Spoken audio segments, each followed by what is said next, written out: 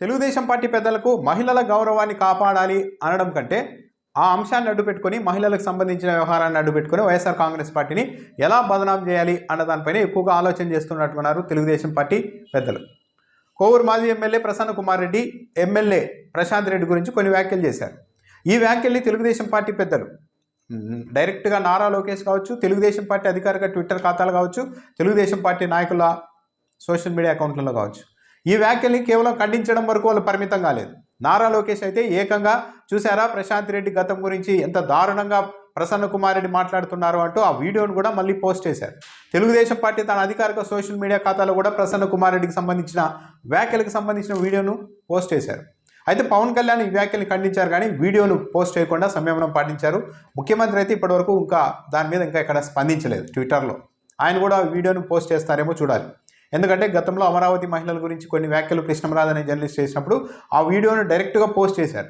అంటే కృష్ణంరాజు అనే వ్యక్తి చేసిన వ్యాఖ్యలు 10 మందికి తెలిస్తే తెలుగుదేశం పార్టీ ఆ వ్యాఖ్యలు కోట్లాది మందికి అర్థమయ్యేలాగా వాళ్ళ దగ్గరికి చేరేలాగా ప్రచారం చేసింది తెలుగుదేశం పార్టీ. ఇప్పుడు ప్రశాంత్ రెడ్డి విషయంలో ప్రసన్న కుమార్ రెడ్డి చేసిన వ్యాఖ్యలు కూడా దగ్గరుండి నారా లోకేష్తో పాటు తెలుగుదేశం పార్టీ ట్విట్టర్లో ప్రచారం చేస్తుంది ఇలా అన్నారు అని. అంటే ప్రశాంత్ రెడ్డి గురించి ప్రసన్న కుమార్ రెడ్డి చేసిన వ్యాఖ్యలు తప్పే అయితే సమర్థించలేము. దానినైతే ఆ వ్యాఖ్యలు తప్పైనప్పుడు ఖండించాలి, కానీ ప్రసన్న కుమార్ రెడ్డి తీవ్రమైన అనుచితమైన వ్యాఖ్యలు చేశారు అంటూ ఖండించాలి. కానీ మళ్ళీ ఇదిగో ప్రశాంత్ రెడ్డి గురించి ఆమె గతం ఇదంట, ఆ గతం గురించి ఇలా చెప్పారు అంటూ ఆ వీడియోని పోస్ట్ చేయడం ద్వారా తెలుగుదేశం పార్టీ ఉద్దేశం ఏంటో చాలా క్లియర్గా అర్థమవుతుంది.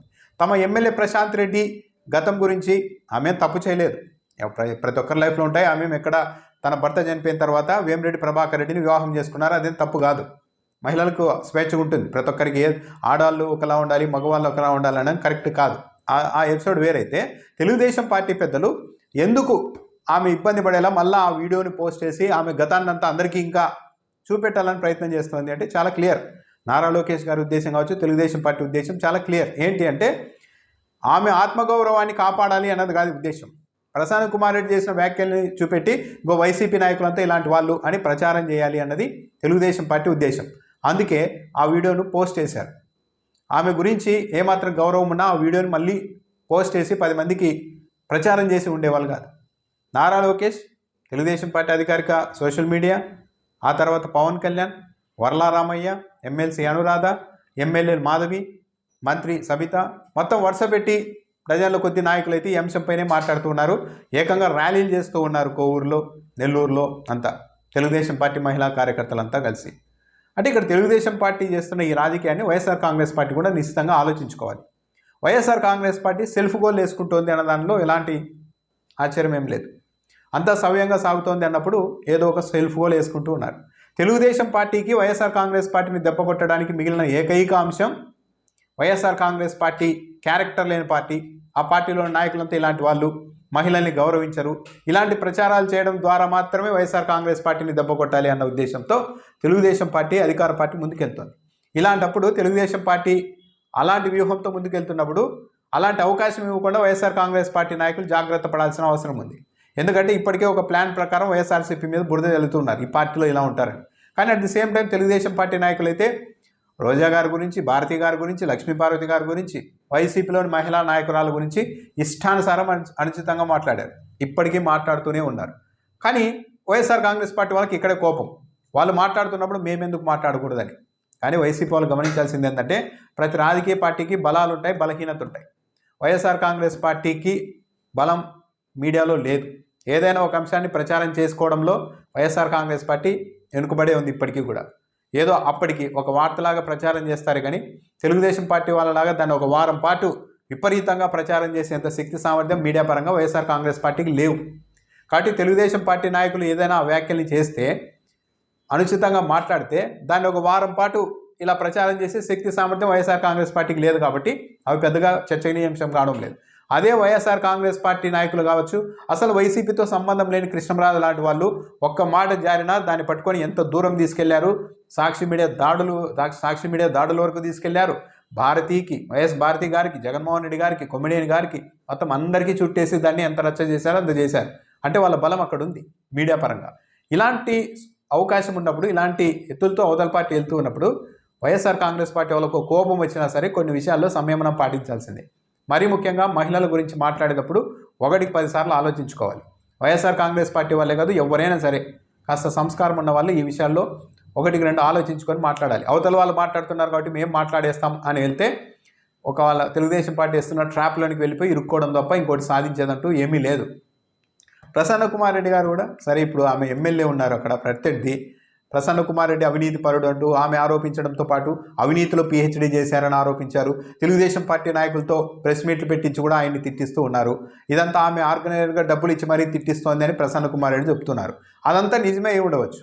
కానీ ఇప్పుడు ఆమె రాజకీయంగా ఎమ్మెల్యే అయిన తర్వాత నియోజకవర్గంలో ఏ మంచి చేస్తున్నారు, ఏ చెడు చేస్తున్నారు అన్నది కానీ మాట్లాడలే. కానీ ప్రసన్న కుమార్ రెడ్డి గారు ఆమె గతంలోనికి వెళ్ళిపోయి ఆమె అట్లా, ఈమె ఇట్లా, ఆమెకి అలా పెళ్ళైంది, ఇలా పెళ్ళైంది, ఇలాంటి వ్యాఖ్యలు మాట్లాడడం వల్ల ఆమెకు నష్టమేం లేకపోగా ప్రసన్న కుమార్ రెడ్డి తన స్థాయిని 2 మెట్లు తగ్గించుకున్నట్టు అవుతోంది.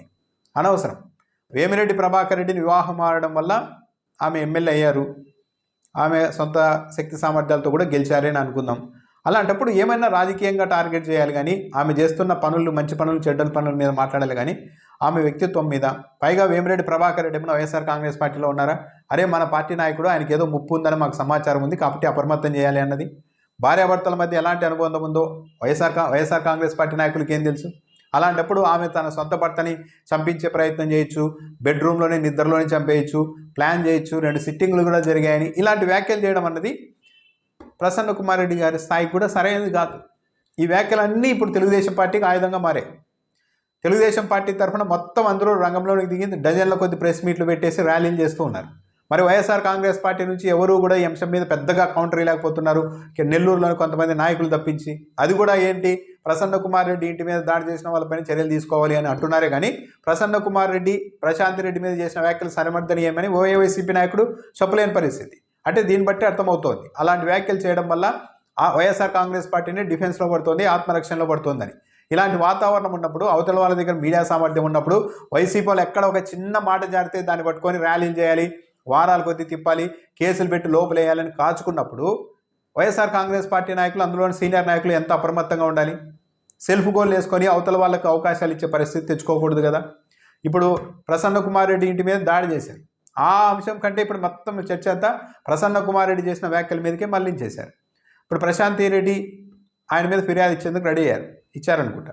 ఇప్పుడు కేసు ఫస్ట్ ఇంటి మీద దాడి చేసిన వాళ్ళ మీద కంటే ప్రసన్న కుమార్ రెడ్డి మీద తొలుత కేసు పెట్టే పరిస్థితిలా ఉంది. ఈ కేసును అడ్డు పెట్టుకొని ఆయన అరెస్ట్ వరకు కూడా తీసుకెళ్తారని చూడాలి. సో వైఎస్ఆర్ కాంగ్రెస్ పార్టీ అయితే వ్యాఖ్యలు చేసే టైంలో మరీ ముఖ్యంగా మహిళల గురించి కాబట్టి చాలా జాగ్రత్తగా ప్రతి నాయకుడు, ప్రతి కార్యకర్త వ్యవహరించాల్సిన అవసరం ఉంది. తెలుగుదేశం పార్టీకి దొరికిన ఏకైక ఎజెండా వైఎస్ఆర్ కాంగ్రెస్ పార్టీని ఎదుర్కోవడానికి ఇలాంటివే. వైసీపీ నాయకులు ఎవరైనా కాస్త హార్ష్గా మాట్లాడినా, మహిళల్ని కించపరిచేలా మాట్లాడినా ఆ అంశాన్ని అడ్డుపట్టుకొని మొత్తం రాజకీయం చేసుకొని మనకు గెయిన్ కావాలన్న ఉద్దేశంతో తెలుగుదేశం పార్టీ ఉన్నప్పుడు వైఎస్ఆర్ కాంగ్రెస్ పార్టీ వల్ల అవకాశం ఇవ్వకుండా అప్రమత్తంగా వ్యవహరించాలి. అవతల వాళ్ళు వైసీపీలోని మహిళా నాయకులను ఇష్టానుసారం తిరుగుతూ ఉన్నారు, తిట్టించే ప్రయత్నాలు చేస్తున్నారు. అయినప్పటికీ కూడా బలాలేంటి, బలహీనతలు ఏంటని తెలుసుకొని కాస్త సంయమనం పాటించాల్సిన అవసరం అయితే ఉంది. ఇలాంటి విషయాల్లో టైం మంది కాదు అనుకొని టైం వచ్చే వరకు ఎదురు చూడాల్సిన అవసరమే ఉంది. కానీ వాళ్ళు అన్నారని చెప్పి వీళ్ళు కూడా మహిళల్ని అవతల వైపు వాళ్ళని అనేసి ఆ ట్రాప్లో ఇరుక్కొని మళ్ళీ తెలుగుదేశం పార్టీ చల్లే బురదనంతా పార్టీకి అంతా రుద్దుకొని కడుక్కోవడం, ఇదే పని పెట్టుకుంటే మాత్రం వైఎస్ఆర్ కాంగ్రెస్ పార్టీ కష్టం.